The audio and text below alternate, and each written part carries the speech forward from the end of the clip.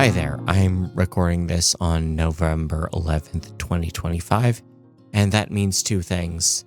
A lot has happened in 2 weeks, and it's also time for the Darkness News Update brought to you by the National Association of Innovative Lighting Distributors. The news starts with the final version of the Design Lights Consortium's Luna 2 rules being released to the general public, and then lighting manufacturers opting into those lighting rules. And the real question remains is whether or not the Luna 2 actually changes it. The real question is that is this going to move the needle? Is Luna 2 going to move the needle on regular lighting ordinances? Because it's unclear if that will actually happen.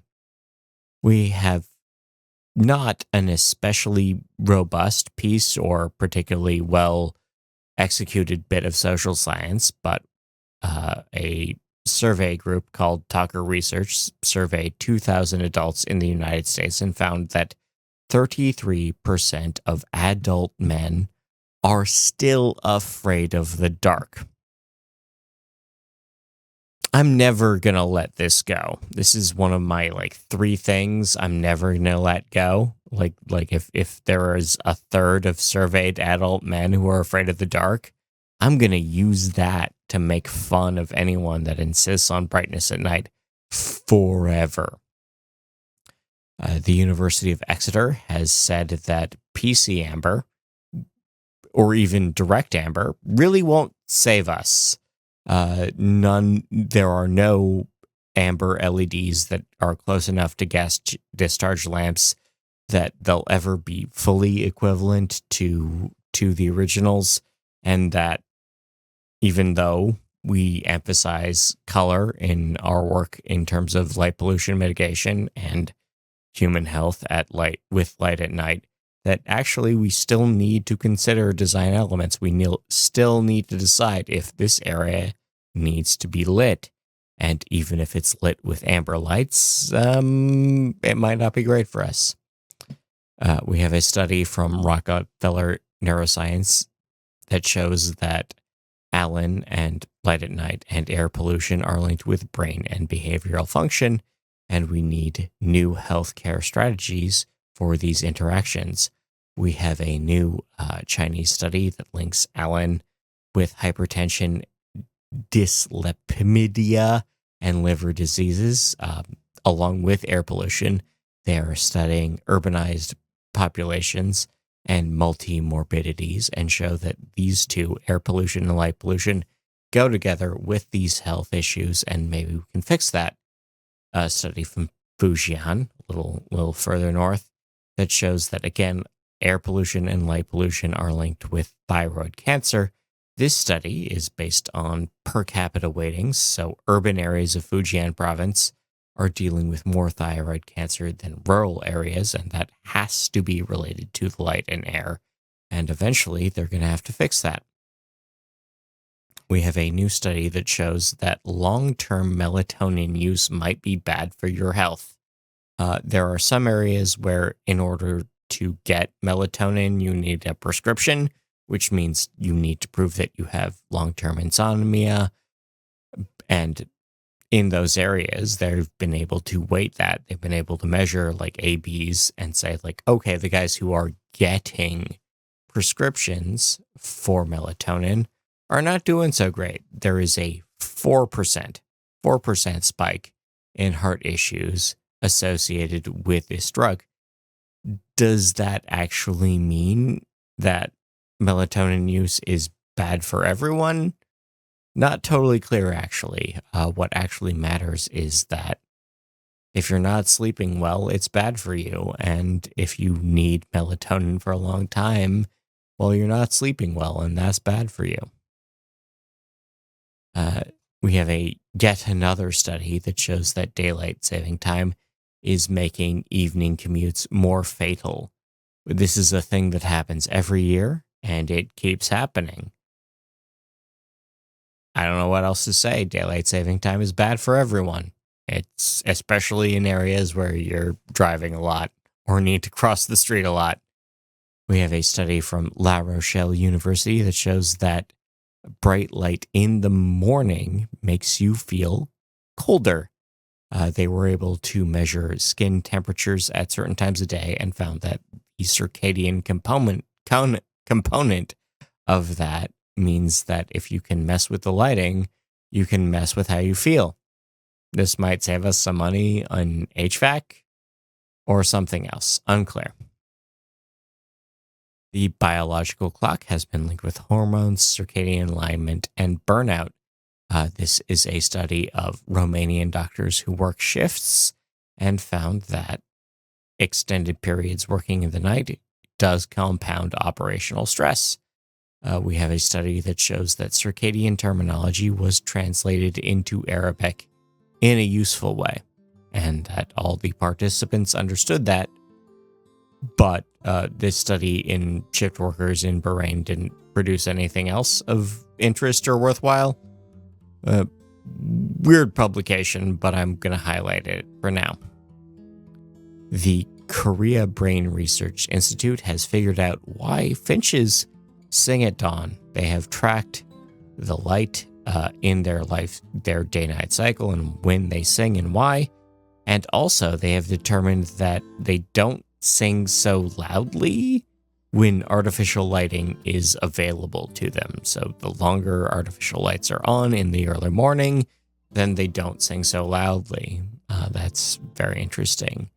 In the UK, we have a new diagnostic, a new set of data that shows that between 2014 and 2021, that nocturnal insect activity is less visible on weather radar.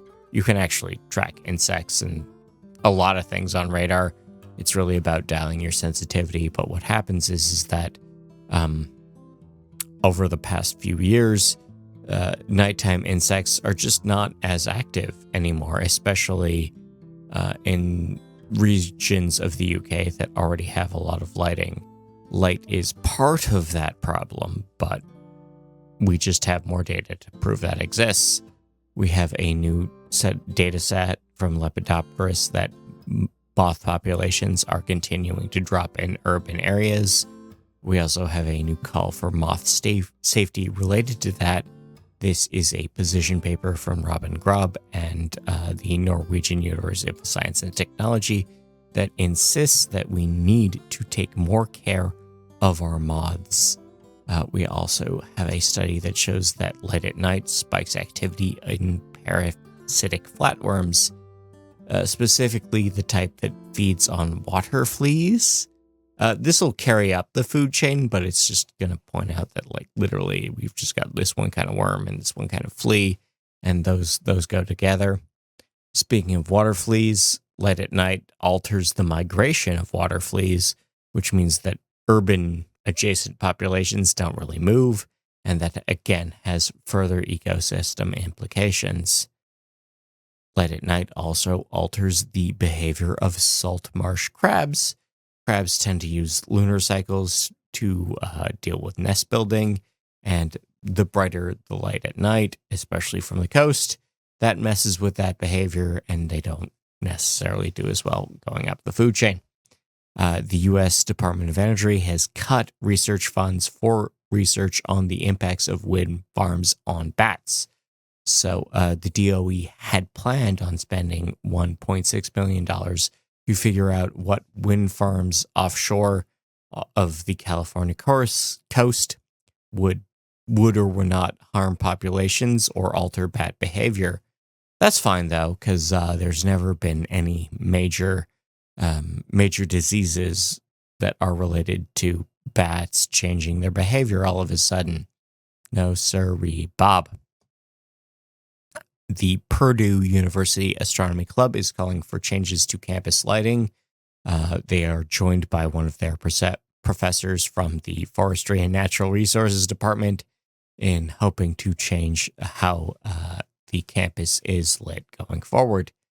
The University of Cincinnati is calling for bird safety. The ornithology department found 50 birds dead in a single day.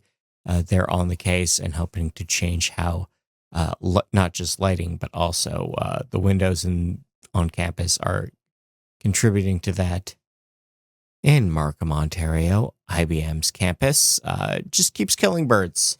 About 113 per year.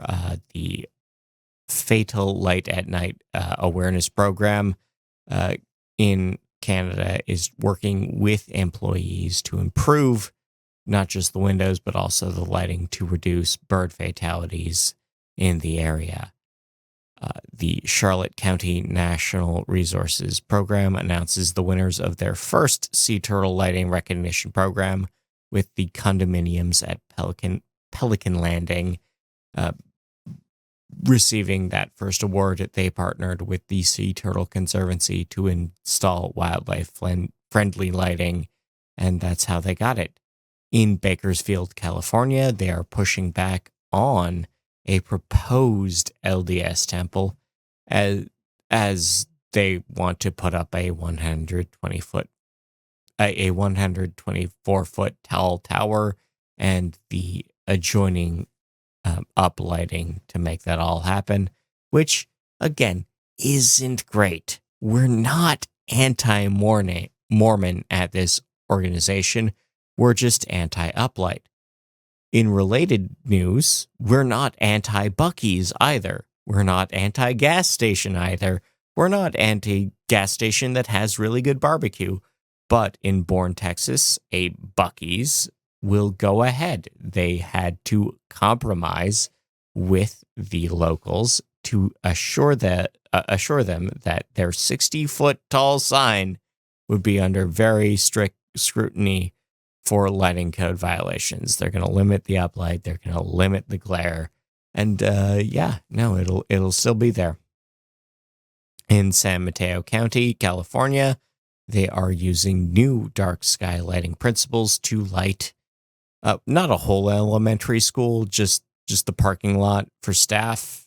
There's a few poles going up there, and they'll be balancing, the needs of everyone in terms of the staff and everyone else.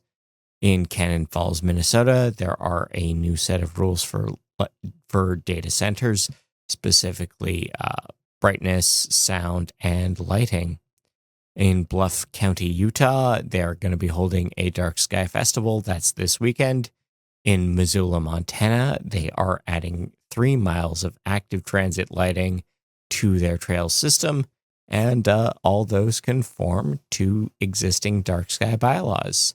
In Marion, Massachusetts, they have cut brightness from their maritime center just by dimming.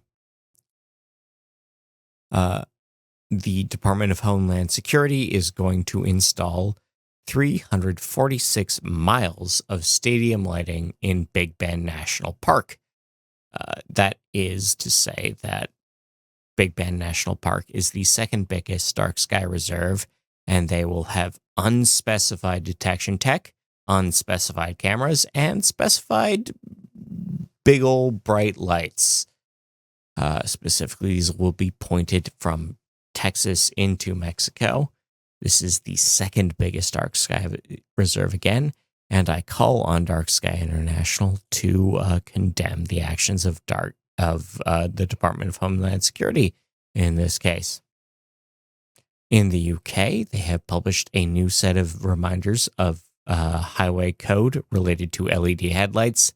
This is an entirely non-binding set of reminders related to existing rules, specifically related to whether or not how you should be using, not whether or not, but how you should be using the brightest parts of your headlights. Dark matter glows, maybe, mostly in the gamma ray spectra, but that does mean that at the center of the universe, the dark matter that makes everything happen, or could be making everything happen, is rattling out radiation, and it's unclear what that means or how that could mean anything, but it does mean that radio interference is getting in the way of our understanding of that, which is to say that objects in low orbit that emit radio interference are getting in the way what our understanding of dark matter and how how everything else works in the universe. Speaking of low orbit objects are also threatened by solar rays. Solar storms, the kind that generates the aurora borealis and the aurora australis, do also knock objects in low orbit out of position, which means they often have to use thrusters to push their way back into position, but it also means that they can just be that solar radiation can be a hazard to every object in orbit. Speaking of objects in orbit, more objects in orbit are entering there. NVIDIA is going to be launching AI data centers into low orbit, which is to say that they will be putting objects high up where they don't necessarily have to be subject to lighting or ventilation or noise rules, and they will just beam down your LLM results. Additionally, Google Gemini might be moving some of their data centers into orbit.